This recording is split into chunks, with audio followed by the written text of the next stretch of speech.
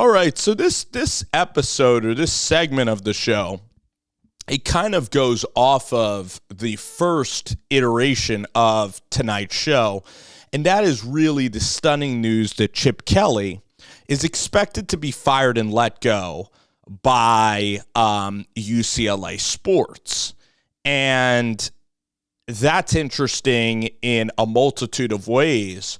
Again, I spoke all about Chip Kelly and how is UCLA really going to get a better option than Chip Kelly.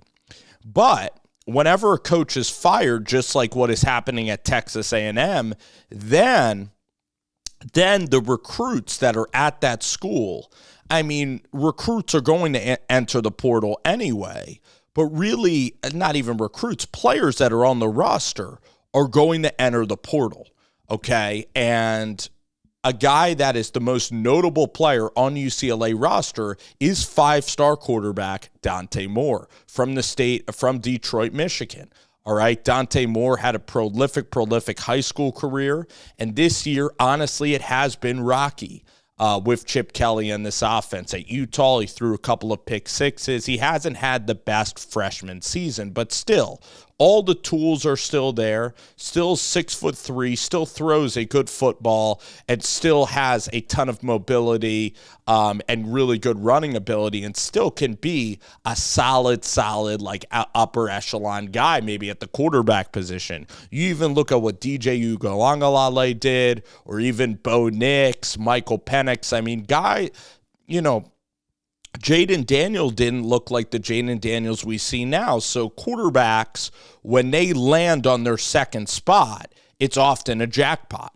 Joe Burrow is that way. Now, it's not for everybody, right? We have our Devin Learys and Sam Hartmans that have just made the programs that they've gone to, and it's just been kind of a lateral move. Or even Jeff Sims didn't pan out from Georgia Tech. So it's not a perfect hit rate, but Dante Moore is a guy that I evaluated highly. And then people who know Dante Moore well say that his leadership skills are not only good, but he has elite leadership skills and very personable, and just, again, intangibly, the guy is supposed to be fantastic, all right? So really, the Oregon Ducks, this is where I think it gets interesting. The Oregon Ducks were a team that was really interested in Dante Moore, and they were an absolute finalist for him. He actually was committed to Oregon, and then he flipped to UCLA. He flipped maybe because he wanted to play in the Chip Kelly offense. We could speculate NIL. We could speculate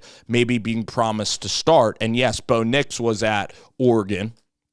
So now Oregon, just like with Jordan Birch, the thing is, if you come in second or even third place in a recruiting battle, you can definitely open up the well again when the player hits the portal.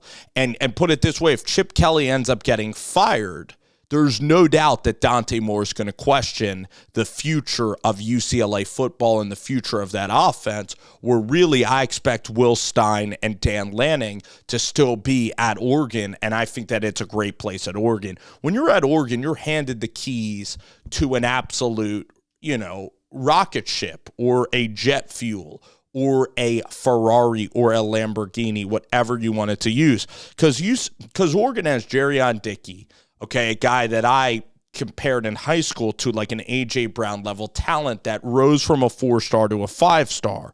You have Kyler Casper still on the roster that has been there 2 years, that's about 6'3", still on the roster. I think he's going to be a really impactful player. Terrence Ferguson could come back, Bucky Irving possibly, or they could be NFL draft picks. But Oregon's wide receiver room with Junior Adams, guys, It's as good of a wide receiver room as you're going to have, and then just Will Stein and Dan Lanning, the amount of football you're going to know, and just how competitive Oregon's going to be. I mean, you have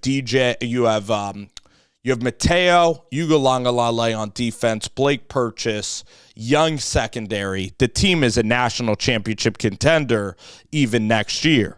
All right, and just looking at the wide receivers that they have, Kyler Casper, I talked about, Jerrion Dickey, Justice Lowe, and some absolute speedsters like Dylan Gresham, I believe, is coming into the fold. Some really talented wide receivers are going to be coming into Oregon and going to be playing, young guys that are getting developed. So Ty Thompson is there. So for Dante Moore, like, the good news about Oregon is that even if Dante Moore doesn't come there, there's still going to be quite a bit of quarterbacks. You're going to have Austin Novosad. You're going to have the experience. Of Thompson. Ty Thompson.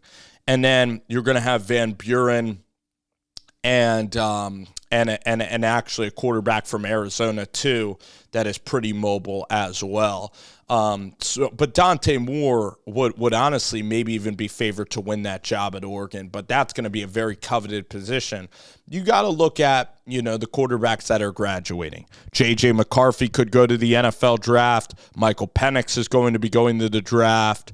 You got to look at the depth charts and the situations. But Dante Moore, when a coach gets fired, especially a coach that's involved in offense, it's going to create a lot of interest in a lot of places. If Oregon isn't interested, Nebraska's surely going to be looking for a quarterback, and then the home state of Michigan, and then who knows who Michigan State hires, because Michigan State was actually deeply involved in the Dante Moore recruitment. So as we enter into November, okay, and these recruiting classes get made for 24, keep in mind who comes in second or third in these recruiting battles, because then when you flip around and then if they open up their commitment and want to transfer, the coaches that have created terrific relationships with these players, that's where you can kind of connect where they are interested in transferring to for the players who transfer. So Dante Moore and a lot of UCLA players, this is going to create a lot of ripple effects. You got to put the puzzle pieces together and think, where are these guys going to go, and try to be ahead of the curve, all right, as we analyze just a really hectic time in college football.